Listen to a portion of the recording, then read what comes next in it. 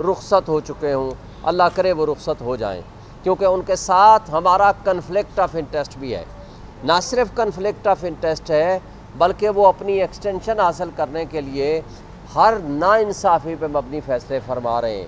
لہٰذا ان سے پہلے بھی گزارش کی تھی اور اب بھی گزارش ہے، آرٹیکل 63A کے حوالے سے جو دو ہماری گزارشات ہیں۔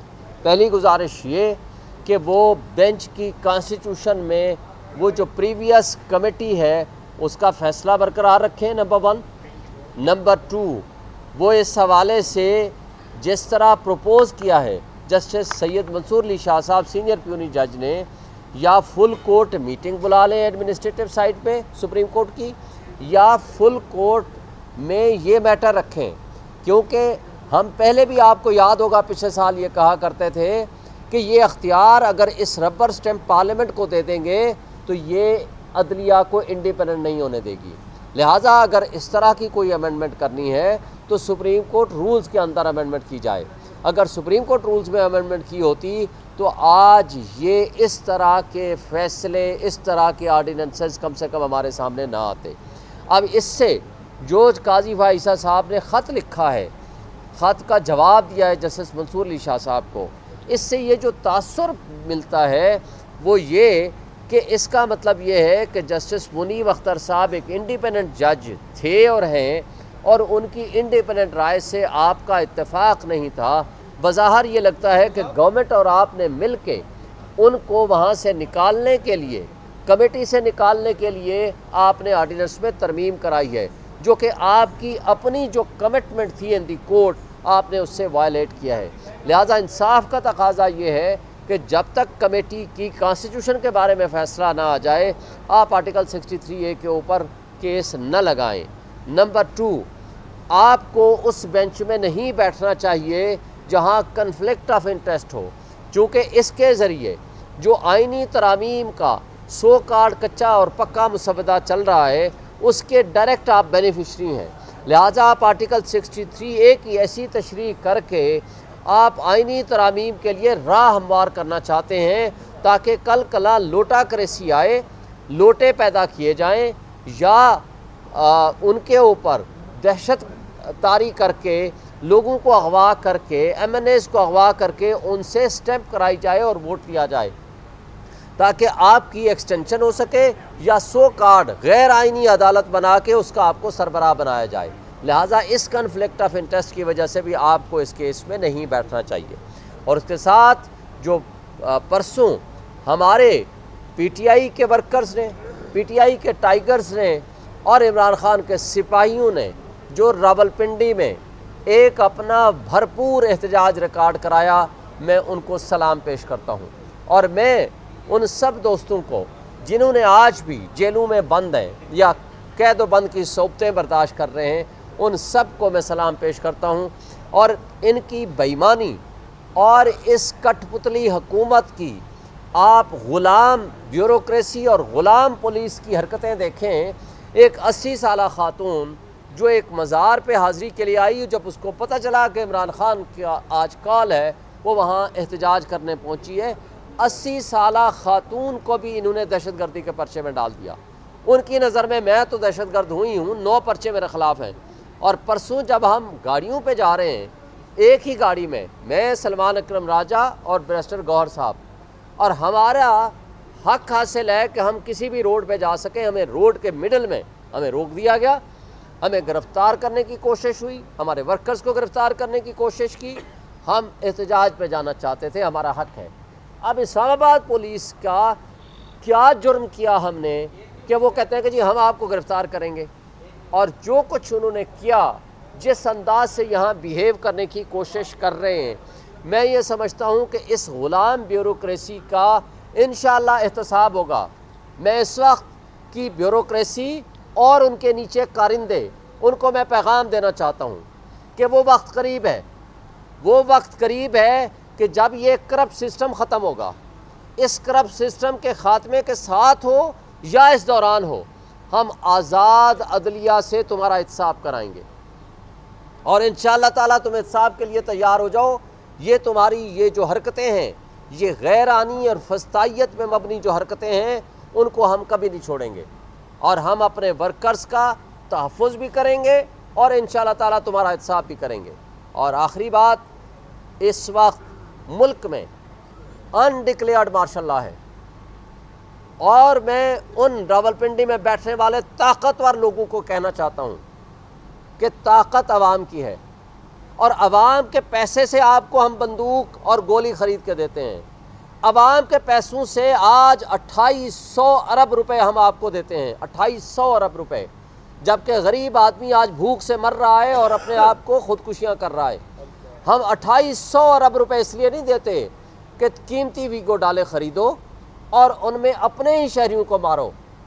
یہ ظالم تو ہو سکتا ہے، یہ یزیدیت کا اصول تو ہو سکتا ہے، یہ حسینیت کا اصول نہیں ہو سکتا۔ اس لیے کہ آج بھی ہم کہتے ہیں یزید تھا، حسین ہے۔ تم آج اپنے ہوش کے ناخن لو، یہ آپ کے سمجھنے کا مقام ہے۔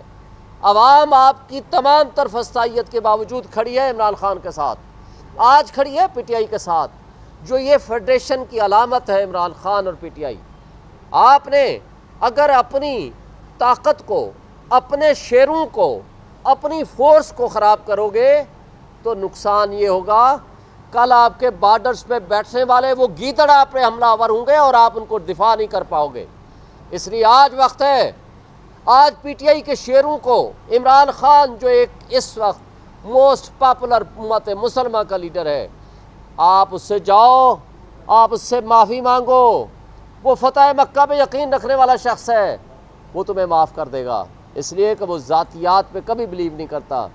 لیکن اس ملک کی قوم اور ورکرز اور ہمارے پی ٹی آئی کے لوگوں سے بھی معافی مانگیں، اس لیے کہ جن کٹ پتلیوں کو آپ نے آج مسلط کیا ہوا ہے، نہ ان میں اخلاقی جواز ہے، نہ وہ سیاسی جواز ہے، نہ آئینی اور قانونی جواز ہے کہ 17 سیٹوں کے ساتھ وہ اقتدار میں رہیں۔ وہ ہارے ہوئے لوگ ہیں، اور وہ شخص جو نواز شریف وہاں بیٹھا ہوا ہے، جس کو بڑی چاہ سے آپ لائے تھے، کیپٹن صفدر کے بقول بڑی آپ کے ہاں گفت و شنید ہوئی تھی، جس کو عمران خان نے لندن پلان کا نام دیا ہے، آپ ان کو لائے تھے، لیکن وہ کبوتر اڑانے کی بجائے اس کے طوطے اڑ چکے ہیں۔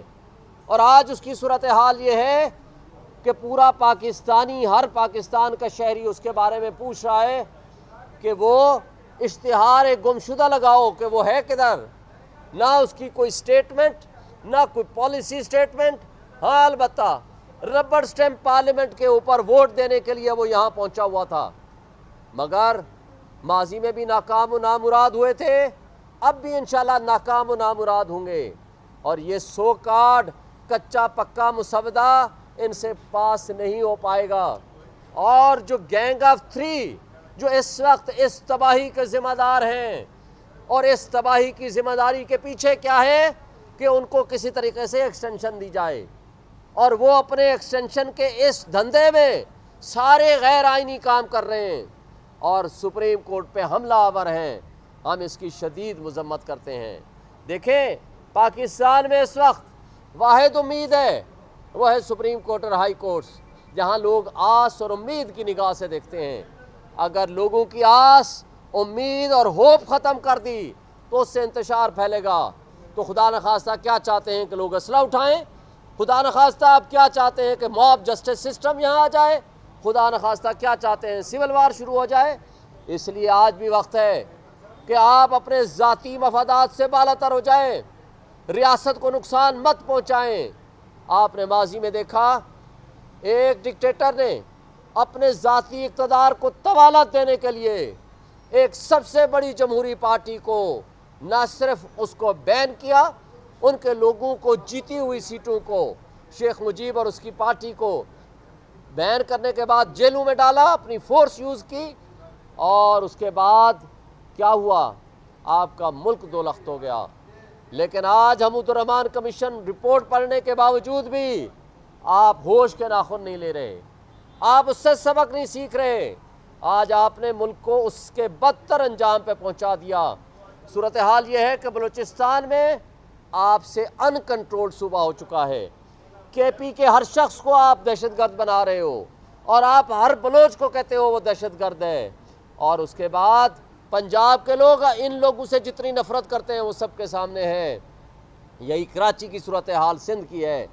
لیکن آپ کی نظر میں وہ بلوچ جو بلوچستان میں بیٹھنا ہے وہ بھی دہشت گرد ہے, آپ کی نظر میں مہرنگ بلوچ بھی دہشت گرد ہے, آپ کی نظر میں پختونخوا کا ہر شخص دہشت گرد ہے, تو آپ کی نظر میں شعیب شاہین جیسا سینئر وکیل بھی دہشت گرد ہے, چونکہ 9 پرچے دہشت گردی کے میرے خلاف بھی ہیں. تو اگر آپ نے اس ملک کو اس طرح کی ریاست بنانا ہے تو پھر یہ بنانا ریپبلک کے علاوہ ہم اس کو اسلامک سٹیٹ نہیں تصور کریں گے, پھر یہ اسلامی فلاحی جمہوری ریاست تصور نہیں کریں گے. اس لیے جو اوپر چند 1% لوگ وہ بدماشیہ جو اپنے مفادات کا کھیل کھیل رہا ہے, میں ان کو کہتا ہوں کہ بس کرو. اب آج عوام کی طاقت آپ دیکھ چکے ہو. عوام آج بھی اسی جگہ پہ کھڑی ہے جہاں 8 فروری کو کھڑی تھی, اور کوئی تہذیب یافتہ ملک, کوئی سویلائزڈ کنٹری, اس کا طریقہ اور پیمانہ تبدیلی کا ہوتا ہے کہ ووٹ کے ذریعے تبدیلی آتی ہے. جب آپ ووٹ چوری کر لیں گے, جب قانون اور آئین چند لوگوں کے ہاتھوں میں کھلونا بنا دیں گے, جمہوریت کو تماشا اور ڈرامہ بنا دیں گے, اور آخری جو سپریم کورٹ پہ ہم حملہ آور ہونے لگے ہیں, یہ آپ کے لیے خود کش ثابت ہوگا انشاءاللہ. شکریہ. 11:30 بجے 63A کا ریویو لگا ہوا ہے. اگر پچھلا ماضی کا فیصلہ بندیال والا اڑ جاتا ہے, اس سے آپ لوگوں کے جو ممبرز ہیں ان کا ووٹ گنا جائے گا, اور ساتھ میں آپ کے جو وکلا ہیں بار بار عدم اعتماد کر رہے ہیں قاضی صاحب پہ, لیکن قاضی صاحب ہر بینچ پہ بیٹھ رہے ہیں, اس کی کیا ریزن ہے؟ اس کی ریزن یہ ہے کہ وہ اپنی آپ ایکسٹینشن چاہتے ہیں.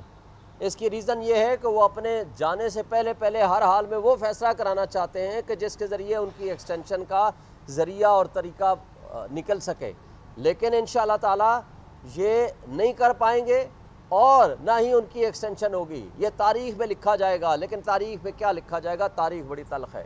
آج اگر لوگ جسٹس منیر کے غلط کارنامے یا غلط جو ان کے فیصلے ہیں ان کو نہیں بھولے, تو جسٹس قاضی فائز عیسیٰ صاحب آپ کے غلط فیصلوں کو بھی تاریخ کبھی معاف نہیں کرے گی.